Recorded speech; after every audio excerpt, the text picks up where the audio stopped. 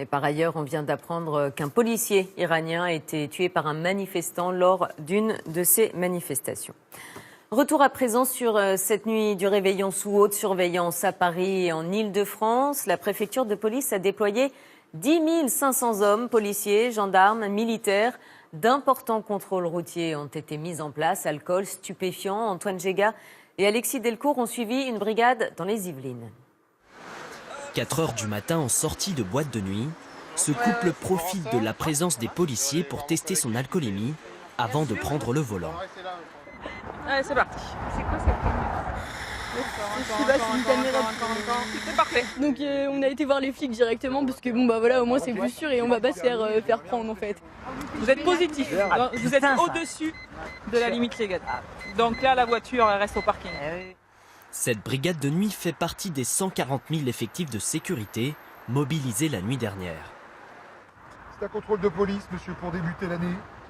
Postés le long de cette nationale, cette dizaine de policiers contrôlent taux d'alcoolémie et prise de stupéfiants.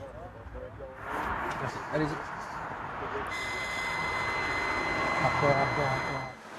La nuit du Nouvel An, un moment synonyme d'excès. Si certains automobilistes se sont organisés, ce n'est pas le cas de tout le monde. Cette nuit est particulière parce que c'est la nuit de la Saint-Sylvestre, donc évidemment les gens consomment de l'alcool. Certains encore ne prennent pas leurs dispositions pour ne pas prendre le volant après cette soirée. Donc on est là aussi pour rappeler les bons comportements. Le problème, on va être obligé de vous ramener au poste, d'accord? Pour vous faire souffler, pour connaître votre taux exact, d'accord? Positif à l'éthylotest, ce conducteur risque une amende de 135 € et 6 points en moins sur son permis. Allez-y monsieur, vous allez vous lever et vous allez souffler en continu tant que vous entendez le bip. Allez, soufflez, soufflez, soufflez. 0,31 g, c'est au-dessus des 0,25 g autorisés et la sanction est immédiate. Vous aurez une contravention à acquitter. Et par ailleurs, je vais vous retirer votre permis de conduire pour une durée de 2 mois.